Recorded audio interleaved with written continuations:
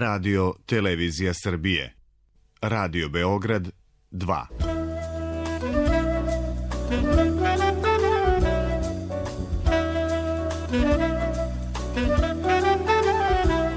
Klub 2.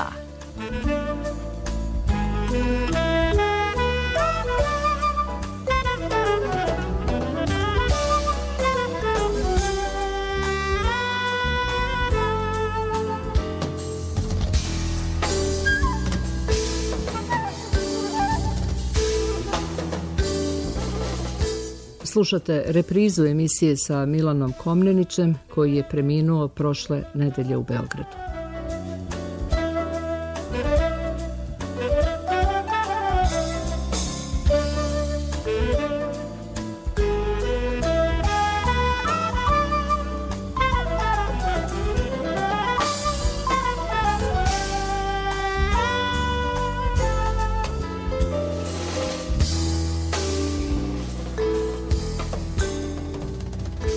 Dobar dan, poštovani slušalci, pozdravlja vas Meliha Pravdić, a naš današnji gost je pesnik Milan Komnenić. Dobar dan. Dobar dan. I dobrodošli. Nije vas dugo bilo na Hvala vam. talasima Radio Beograda, a sada ste pristali da dođete. Međutim, jutros kad sam vas podsjećala na dolazak u Radio Beograd i kada sam vam rekla da ćete biti gost u emisiji Klub 2, vi meni kažete: pa hoće li tu uopšte neko da sluša? Ja kažem hoće, a vi kažete: a ko uopšte danas kulturu sluša? Zašto imate takav odnos prema nečem što postoji kao realnost, a to je ipak kultura? Pa zato što sam realista. Vi možete, ne daj Bože, da počinite neko nepočinstvo, neko prestupništvo na potezu od Slavije do Kalimegdana i da pobegnete ispred organa reda i uđete, na primjer, u neku od ovih galerija posvećenih vizualnim umetnostima, dakle ne slikarstvo, jer su slikarstvo ekskomunicirali, i da vas samo niko ne nađe. To zvrji prazno, čovjek sa očajanjem to gleda, a ja to govorim iz ugla čovjeka koji se sjeća onih vremena takozvanih komunističkih, kada su te galerije bile pune posetilaca, kada su bile izložbe od Lubarde do mlađih, od Milunovića do avangarde, kada su Ministarstva kulture ili grada Beograda otkupljivali slike, i imao se zaista utisak jednog opšteg procvata na polju kulture. I evo da se setim svoga prijatelja Žike Pavlovića, reditelja i pisa, koji je na naša sva zakeranja i na zadovoljstva, jer i tada sam bio disident i išao uz dlaku, rekao da će se pamtiti to doba, Titovo doba i takozvana komunistička vremena kao Periklovo doba srpske kulture. Ja svakodnevno slušam, bar s jednim uvetom, kako se govori o ekonomskom i političkom posrtanju Srbije, a gubi se iz vida ono od čega sve potiče u svakom društvu, ukoliko nije divlje pleme, a to je kakvo mu je stanje duha jedne epohe, jednog vremena, jedne sredine. I onda vi vidite da u kulturi u najširem značenju te reči. Ja ne govorim o kulturi pri čemu neko misli da govorim o književnosti, slikarstvu, filmu, likovnim umetnostima, baletu, operi, nego kulturi kao načinu života, kao odnosu prema životu, kao pogledu na svet. Ili odrazu tog života. Da bome, to je kultura. Od kuhinje, od kuvanja pa do sporta. Eto, jedina svetla tačka za koju su se uhvatili u ovoj stradi danas, to je Novak Đoković. Dečko koji izvanredno svira, ali izvanredno svira svoju solo partiju. Ne mislim da je ova zemlja, pa ni ovaj narod, ništa učinio za tog Novaka Đokovića, ali to je to. Imate jedno svetiljku, pa trčite kao svitac oko te svetiljke i pričate tu stalnu priču. Ja se sjećam vremena kad je Ivo Andrić dobio Nobelovu nagradu. 61. Kada je, da ne preterujem, pošto sam tada bio brucoš, student, 80% mladih ljudi ondašnje zemlje, kad bi neko njih zapitao ko je njihov uzor, ideal, obrazac u životu, bio je to Ivo Andrić. Danas, mislim, počevši od sopstvene dece, da svi izbjegavaju čitanje, da svi gledaju dajđestirane neke rezime knjiga od Ane Karenjine do Nadrini Ćuprija i to vam je to. Da bi fabulu negde uhvatili samo. Nego ajde da ne budemo sumorni i da nastavimo ovako malo u jednom sarkastičnijem tonu. Mene je, tako reći, utešila jedna reportaža iz Rusije, gdje su mlade Moskovljane pitali na ulici ko je Lenjin. Moja generacija i ja naravno smo zapanjeni kada mladić od 12-13 godina kaže ne zna, a jedna devojčica ovako se koleba, kaže to je onaj čika što je, kaže, sa Leonidom Brežnjevom, pa nešto tako. Možete misliti, cijela planeta je bila u znaku tog čovjeka, a to se sada smatra nevažnim, ad acta, otpisan je, prepušten zaboravu. Dakle, iz te vizure ja govorim da kultura kod nas, kultura je odnos prema jeziku, kultura je ponašanje u kafani, u holu pozorišta, oni koji idu u pozorišta. Kakvi su nam bioskopi? Koliko imamo bioskopskih sala u glavnom gradu? A šta kažete na situaciju da nacionalne institucije još ne rade, Narodni muzej, biblioteka? Pa ja sam, eto, da vam kažem, ovo što govorim što bi nekadašnji partijski drugovi govorili u duhu samokritike. I ja sam prvo kao opozicija, pa onda s obzirom na neku ulogu koju sam svojevremeno igrao i sa položaja ministra kulture, ja sam obilazio Narodni muzej pre 11 godina, u istom je stanju, odnosno u boljem nego danas. Dakle, 11 godina Narodni muzej ne radi. Muzej moderne umjetnosti na Ušću ne radi ili iz depoa iznose neke potpune surogate što nisu za prikazivanje. Da ne govorimo i tako dalje i tome slično. Jedan muzej, kakav je ovaj naš, kojeg je osnovao knez Pavle i u kome je između ostalog bilo takvih remek dela, jedan El Greco, jedan Rembrandt i tako dalje. Pa ajde da govorimo samo kroz tu prizmu ekonomske dobiti za narod, grad i državu, koliko bi turista ostavilo nešto novca ovom gradu da taj muzej punim plućima diše i da radi. On 15 godina ne radi. Na Ušću onaj ne radi. Umjesto toga povlače se neke instalacije, performansi, ne znam kako to, prodaja roga za sveću, i to je današnja avangarda.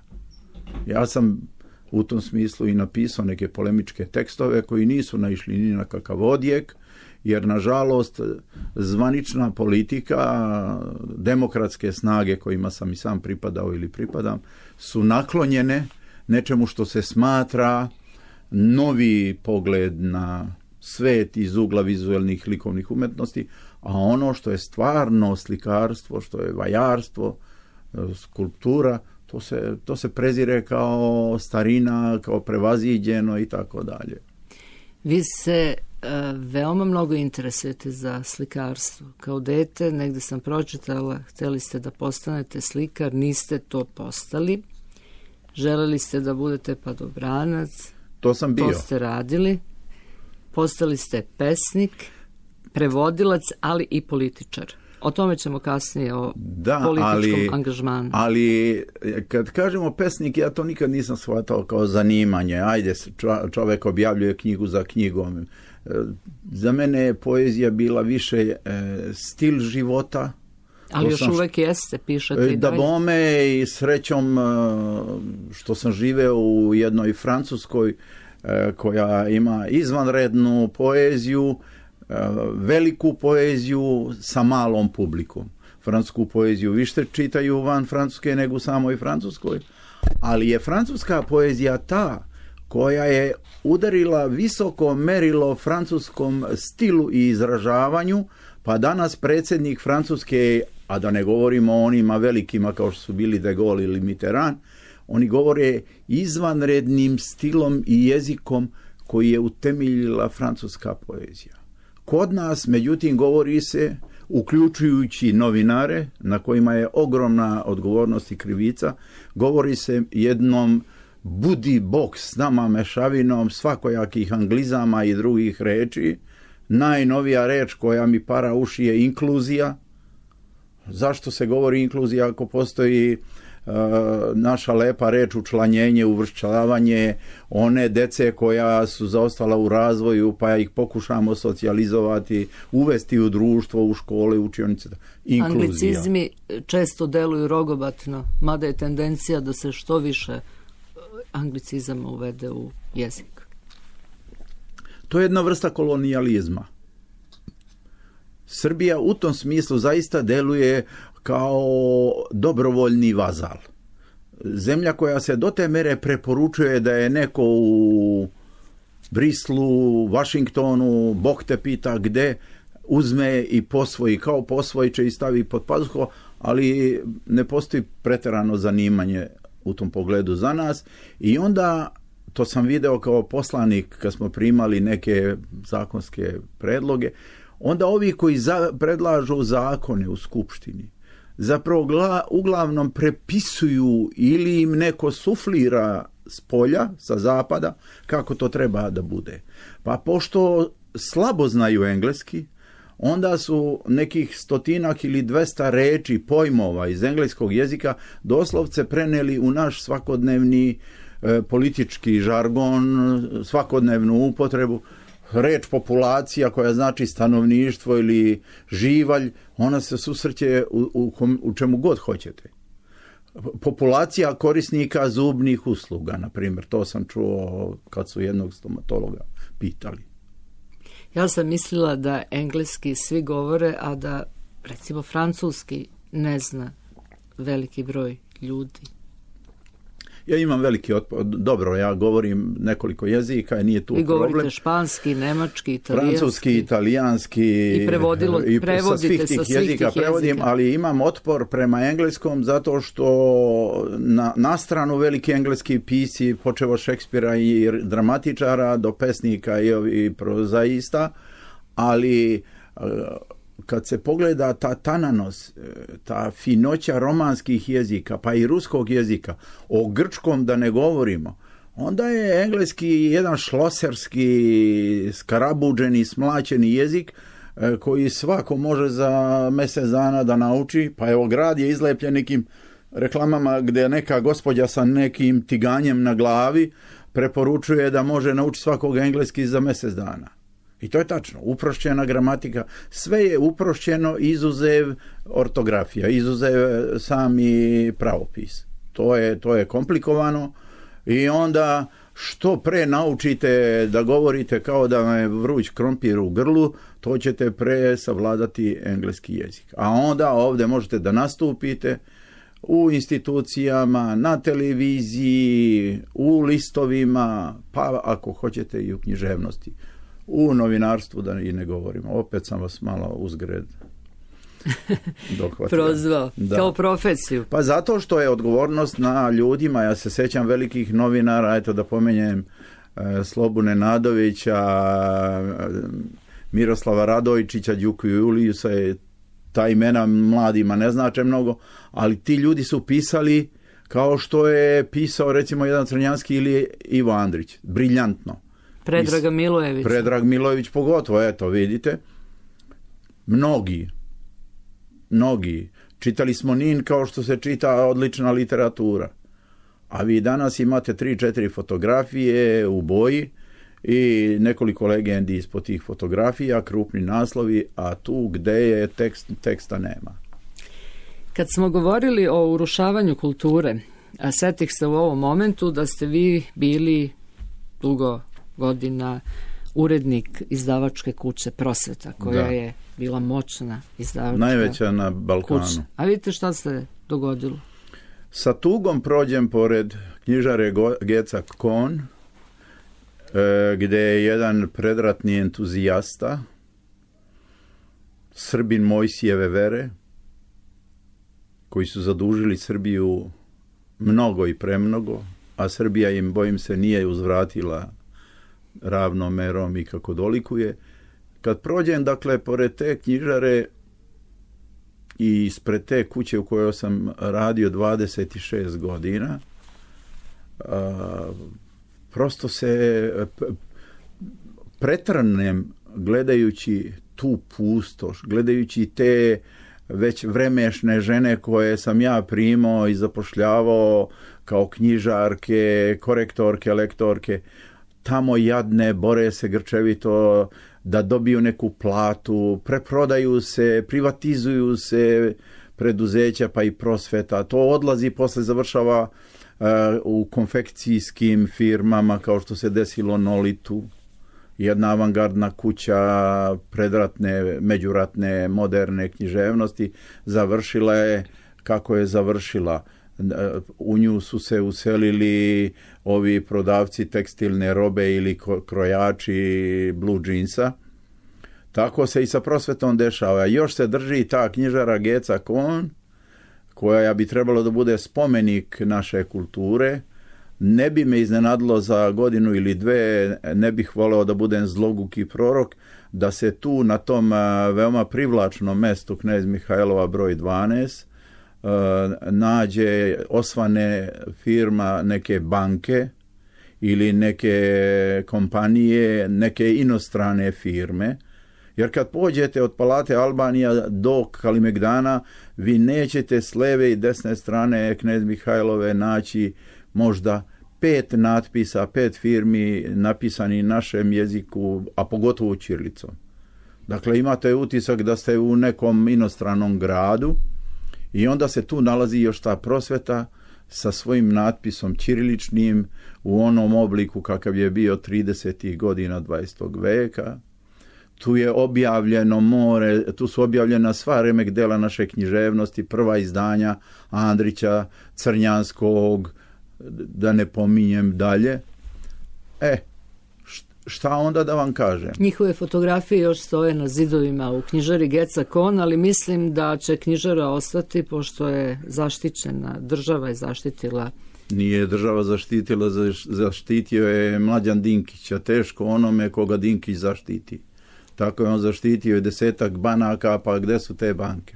Ali nadajmo se da će sudbina knjižare Geca Kohn biti drugačija. Znači, ostaće knjižara. Ja se nadam da neki tajkun ne sluša ovo što sam rekao, pošto inače ne zna za broj 12 Knez Mihajlova. Mogli biste da mu date ideju.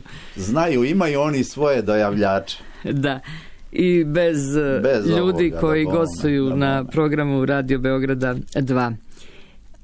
Govorili ste svojevremeno da se preko kulture možemo vratiti i u Evropu. Danas se govori i insistira na tome da mi u stvari treba da uđemo u društvo evropskih naroda. Šta znači ulazak, šta znači povratak? Očigledno da se ta mantra, da upotrebim tu reč, ta parola, taj slogan vrti u krugovima jedne nesposobne vlade i ljudi koji kupuju vreme. Vi imate nekoliko republika sadašnjih patuljastih država od bivše Jugoslavije koje su već godinama kandidati. Mi se gurkamo ne u predsoblju Evropske unije, mi nismo ni u dvorište, mi smo negde u sokaku pa se češkamo da nas neko pusti tamo. Ali zašto mi ne kažemo drugčije da je izvorište duhovno, pa ako hoćete i materijalno izvorište evropske kulture Balkan. Tu je začeta evropska civilizacija. Od kritsko-mikenske, grčke, vizantijske, srednjeevropske kulture. Sa time se malo šta može porediti. Dakle, nekih 10 vekova blistavog, raskošnog procvata duha u ovom delu istočnog Sredozemlja i jugoistočne Europe je više nego ulaznica u tu duhovnu evropsku sferu. Ali sva je prilika da se ne misli na tu vrstu ulaznice, nego se pomišlja da bi naši prazni džepovi, državni prazni džepovi mogli da se popune tako ili da se lakše snađemo ukoliko se tamo nađemo.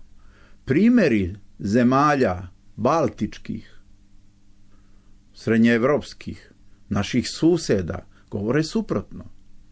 Koliko su mi rekli, Mađarska je nekih 100 milijardi evra u dubiozi.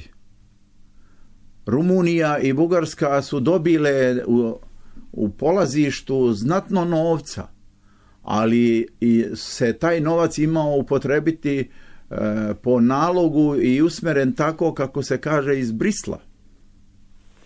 Kakvo je stanje sad u tim zemljama? Od Estonije, Letonije, Litvanije, preko Poljske, Mađarske do Rumunije i Bugarske. Izuzetak je možda Slovenija i dobrim delom Češka. Imate Evropsku uniju, a to je nekoliko tih zemalja koje se sada već vajkaju i postavljaju pitanje opstanka evra kao monete.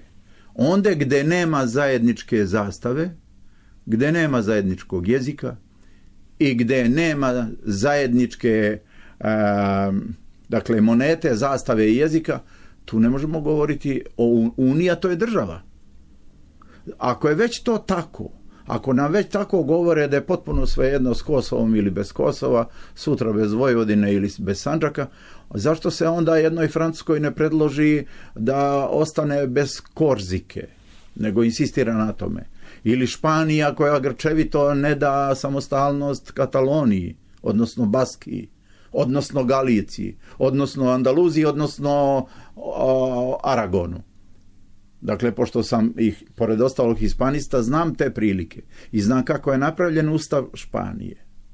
A nama, evo do jučerašnje sulude izjave jednog ministra da treba podeliti Kosovo, iako ga niko za to nije pitao, kako se to krčmi država, kako se to krčmi kultura.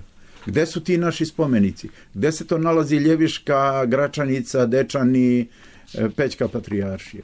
Znali se to? Gde su pisali Konstantin, filozof, Domentijan, Teodosije, Danilo Pećki i tako dalje? Komneniću, vi imate knjigu čiji je naslov Klopka u Rambujeu. Prosveta je objavila tu knjigu. Dejan Mihajlović je tu knjigu svrstao po žanru u memoarsko-dnevničku i meditativnu prozu. A podloga za knjigu jesu pregovori kontakt grupe o Kosovu i Metohiji, februar 1999. koji je održan u dvorcu Rambuje, gde ste vi u svojstvu ministra informisanja u to vreme učestvovali, bili prisutni. I kaže u jednom tekstu novinar, bili ste svedok neuspešne politike koja je doživela poraz. Svašta je tu rečeno. Pre svega, nerado se sećam te godine, strašne godine koja je na kraju završila bombardovanjem zemlje i svim tim strahotama i kataklizmom. I to je knjiga zaista o tim takozvanim pregovorima kojih nije ni bilo, ali to je više knjiga u kojoj sam ja sabrao svoje meditacije u razdoblju od 90. do 2000. I u njoj ima dosta gorčine i jetkosti, manje na aktuelnu vlast protiv koje smo bili kao opozicija, a tada sam u tom desetljeću bio u vrhu te opozicije, nego je u stvari to bio dubok izraz nezadovoljstva onim što smo mi i idejama i činovima, akcijama u tom razdoblju ponudili Srbiji, odnosno ondašnjoj Jugoslaviji. Tako da tu ima dosta sećanja, prisjećanja, osvrta, utisaka, ocena, procena i tako dalje. A što se samog Rambujea tiče, i ja sam to napisao da bih i pred sobom, a i pred nekom eventualno javnošću, bar pred javnošću stranke koje sam tada pripadao. To je SPO? Da, i da objasnim zašto sam rešio da iskoračim iz toga što se zove politika, mada reč politika je vrlo plemenita i mnogo više obuhvata nego ovo što se danas kod nas podrazumeva politiko. To danas nije politika, to je jedna vrsta taktike i domišljanja kako da se to je čarapao 100 petlji, što bi rekao Aleksandar Popović. I tako sam ja sticajem nekih potpuno sumanutih i nelogičnih okolnosti bio obavezan da odem u Rambuje kao neki slobodan strelac. Iako sam Miloševiću, ondašnjem predsjedniku, rekao, pa kako vi tražite da ja idem, sam čovjek iz opozicije, da idem u Francusku na mjesec dana pre početka tih pregovora, a Skupština još nije ni donela odluku da će prihvatiti da sedne za isti sto sa predstavnicima UČK. Na to je on mene rekao, ma nemojte da ste vi tako naivni, pa šta ima Skupština to, idite vi tamo, vi znate sve te jezike i vi ćete tamo govoriti, pa ja kažem, dajte teze koje, znate vi sve. Dakle, on je bio tako vešt da ukoliko neko neku korist učini, dobro jes. Ako bilo šta zabrlja, na njemu je ta krivica. Dakle, na tome ko je tu radio. Meni se kao pod skenerom tada u ta 2 mjeseca tamo u Rambujeu i u Parizu pokazala sva ta zloćudna izraslina koja je zahvatila našu zemlju i sve njene sfere, sva njena područja, državna, vojna, ekonomska, politička, diplomatska, kulturna i tako dalje. I to je bilo zastrašujuće do koje mere to neuspešno, traljavo, jedan bućkuriš od svega i svačega, gde su nekompetentni ljudi koji su nažalost posle platili visoku cenu, a nisu krivi bili ništa drugo osim što su gazdu sa Dedinja slušali bespogovorno i suludo. I onda to završilo kako se završilo. Eto, to je, ja sam knjigu napisao da bih sebi dao jedan odgovor zbog čega napuštam svu tu delatnost koju sam posvetio prvo kao disidenta, a onda kao jedan od tih, kako danas kažu, lidera opozicije, i ja sam 2000. godine uoči oktobra već prelomio i 5. oktobra napustio sve. Da predahnemo pa ćemo nastaviti naš razgovor. Naš gost je pesnik Milan Komnenić. Nastavljamo naš razgovor sa Milanom Komnenićem. Sada neću reći sa pesnikom, jer se ljuti kad ga tako neko predstavi. Sad je iskazao negodovanje dok smo slušali ovu lepu francusku šansonu, književnik naravno, ali zašto reagujete na tu odrednicu pesnik? Mislite li da poeziju danas niko ne čita? Pa ne mislim, nego je to činjenica. Ne mislim ja to zbog toga, nego što je u našem narodu jedno predubeđenje dugog veka o pesnicima kao boemima, o neozbiljnim ljudima, sa kaludama, mlatišumama, ljudima sa ruba, sa margine društva, kafanskim ljudima, a ja sve to nikada nisam bio, jer nisam imao dara za to, ako sam uopšte imao dara i za nešto drugo. Međutim, podsjetio bih i tada se ne bih naravno osjećao nelagodno. Ne ljutim se ja, nego se osjećam neugodno, kao da mi je neko pozajmio neko mrtvačko odelo kad mi se kaže pesnik, jer odavno se i ne prisjećam te svoje uloge.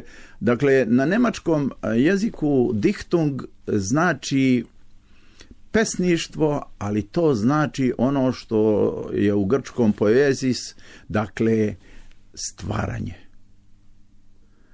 Pesnik je maltene demiurg, tvorac.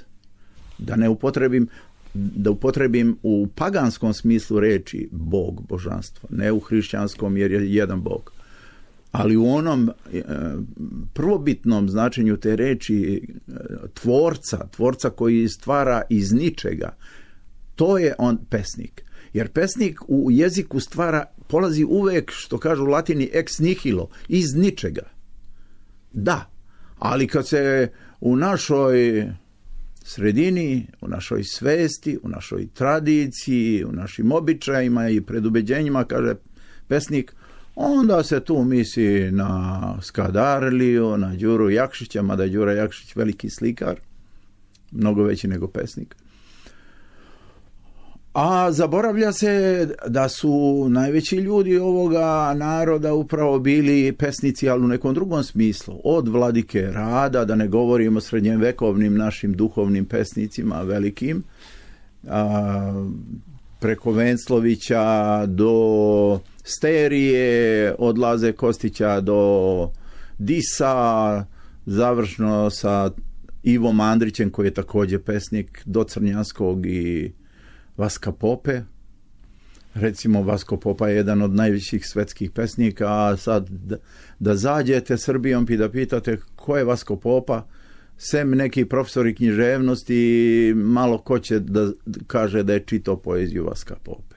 Evo, ja pozivam vaše čitaoce da pročitaju, sad je Vasko Popa jako razumljiv, da pročitaju Koru, Vrati mi moje krpice, Ne počim polje, Sporedno nebo ili neku od tih pesama, jer je Vasko Popa pesnik koji je preveden na sve svetske jezike i na svim jezicima izvanredno zvuči. Vi ste sačinili antologiju savremene srpske poezije, Ima tome davno da bome. Tako da s mnogo razloga možete da preporučite klasike naše književnosti. A ja bih preporučila, evo dozvolite mi ipak da ukažem i na vašu knjigu Mamuza za njene sapi. Ja bih preporučila tu pesničku knjigu našim slušalcima. Teško da će je naći. I voljela bih da se novo izdanje pojavi i pročitat ću za ovu priliku. Našla sam u našoj dokumentaciji, koja je odlična dokumentacija, jedna verovatno od najboljih dokumentacija novinskih u Beogradu, jedan tekst iz 1981. godine. Vjesnik, Zagrebački Vjesnik piše o vašoj knjizi, a autor tog teksta je Zdravko Zima. Kaže, poslije zbirke stihova Mamuza za njene sapi, koju su objavili beogradski nakladnici Narodna knjiga i Slovo Ljubve, možemo bez dvojbe ustvrditi da je Milan Komnenić jedan od naših najdosljednijih erotografa. Zašto uz vas ide ova reč? Kažu da ste vi začetnik erotografije, samim tim što ste bili urednik biblioteke Erotikon, Prosvetine, koja je bila veoma poznata. Pa najveći neprijatelj moje erotografije su godine. To je tada bilo lepo. Ja tada nisam imao ni jednu sedu, a sad nemam ni jednu crnu u glavi. Šala na stranu. Ja sam pošao od jedne nesumnjive postavke koja je istovremeno i paganska i hrišćanska, o tome da je ljubav u osnovi naše civilizacije, našeg morala, naše vere, našeg estetskog doživljaja sveta. Dakle, pagansko eros i hrišćansko agape, iz kojeg je proistekla i ona čuvena reč apostola Pavla, Bog je ljubav. Dakle, Bog je ljubav, a Bog, da ne govorimo kao o ličnosti Gospoda Isusa Hrista i njegovog Oca, nestvorenog pre svih vekova, nego, dakle, Bog je suma svega, zbir svega, što je govorio Toma Akvinski. Ako je to već tako, ja sam pošao od tog doživljaja erosa. I tada sam u to vreme i objavio jednu knjigu Goropadni eros, gdje sam ukazao na iskustva od Šekspirove ukroćene goropadnice do Markiza de Sada i tako dalje, gdje se strast javlja kao pokretačka snaga čovekova. A bez strasti vi ni danas ne možete učiniti ništa. Evo, sinoć ste gledali, ako ste gledali, vidjeli ste do koje mere jedna beskrajna strast vodi ka uspehu. Novak Đoković, to je oličenje strasti, oličenja stvaralačkog erosa. Dakle, ja nisam u to vreme promovisao pornografiju, nego prvo što sam uradio, napravio sam jednu teorijsku knjigu Eros i znak, gdje sam razlučio pornografiju od erotske umetnosti. I onda sam objavio neki 70-ak remek dela iz svetske književnosti sa svih jezika u izdavačkoj kući Prosveta, u biblioteci Erotikon, a tiraži su bili fantastični, do 70 i 80 hiljada primjeraka, a sada su tiraži 300 do 400 primjeraka. I tada sam ja uzeo i napisao jednu zbirku pesama takve vrste koja je izazvala izvestan kulturni, to jest šok u kulturi, i sa crtežima našeg velikog slikara Ljube Popovića. I ja to izdanje imam. Mi smo tu, ta knjiga je odmah prodata i mi smo doživjeli 2 ili 3 izdanja, ali kako je prošlo već 20 godina, sada ne verujem nerado bih je objavio, jer naravi su se promenile. Ali na radost čitalaca trebalo ali objaviti ovako. Reč je o ljubavnoj poeziji. I to da vam kažem, ne samo u toj knjizi, ja sam negovao 3 stila, 3 vrste poezije: refleksivnu, misaonu, ljubavnu i patriotsku. Ja sam napisao nekih 400 patriotskih pesama o stradanju našeg naroda u posljednjih 100 godina i o stradanju na Kosovu. O Kosovu i Metohiji napisao sam 4 knjige, 3 prozne i jednu pesničku, i ta pesnička knjiga Izgon doživjela je nekoliko izdanja. Sada se nosi mišlju da posle svega što se sa Kosovom izdogađalo, da dodam toj knjizi, ona će biti lice, a bit će objavljena sa nečim što bi se moglo zvati naličje. Dakle, sa jednom totalnom gorčinom govorit ću, odnosno u toj knjizi će biti reči o ovome što se je dogodilo sa Kosovom i Metohijom. Dovoljno je da se čovjek podsjeti od Lamartina, od velikih potopisaca, pa do čuvene knjige, sad mi pobeže ime te Sivi Soko ili nešto tako. Rebeke West, da bome, gdje ljudi koji istinski promišljaju suštinu kulture i nasljeđa, oni dolaze do zajedničkog istovjetnog stava, a to je da je predanje duhovno, kulturno i umetničko jedinstveno i opšte važeća svojina svih. Prema tome, zapanjen sam, i o tome sam najviše govorio u Rambujevu i posle na tim televizijama na zapadu, kako zapadna civilizacija i njeni predstavnici dozvoljavaju varvarstvo i trijumf varvarstva na Kosovu i Metohiji, kada je i onome ortodoksnom katoliku ili protestantu, umetniku, kulturnom čoveku na zapadu mora da shvati da je recimo slikarstvo Gračanice, Dečana ili Patrijaršije ili Ljeviške također njegova baština, njegovo nasljeđe, njegova tradicija u istoj meri u kojoj su to, na primjer, katedrala u Šartru ili Remsu ili Notre Dame u Parizu. To je ono što me zapanjuje. Nikada nisam osjećao da je jedan Michel Montaigne ili jedan Šekspir više engleski nego što je moj. To je moj Šekspir. To je moja kultura. Ja jesam pravoslavni čovjek i jesam vernik pravoslavne crkve, ali mi je jednako bliska duhovna tradicija zapada. Hrišćanstvo je jedno, kultura je jedna, umetnost je jedna. Balkan je srce Europe i hrliti u Europu, to znači opet se vratiti na prapočela. Na samom smo kraju našeg današnjeg razgovora. Pitaću vas samo, idete posle naše emisije u Službeni glasnik i šta bi trebalo u skorašnje vrijeme da bude objavljeno? Samo kratko, molim vas. Ja sam objavio 10 knjiga u Službenom glasniku, zahvalan sam njima. Posljednja je antologija francuskog eseja, uskoro izlazi Denis de Rougemont u mom prevodu, izlazi knjiga Zaljubljenika u Rusiju i sada treba da uradim nešto, ako oni budu prihvatili. Ja sam preveo 15.000 stihova himni Romana Meloda, istočnog, odnosno pesnika istočnog hrišćanstva, dakle pravoslavnog pesnika vizantijskog iz 6. veka. To je moj najveći prevodilački trud. Hvala vam na gostovanju. Naš gost bio je Milan Komnenić. Tako vas odjavljujem.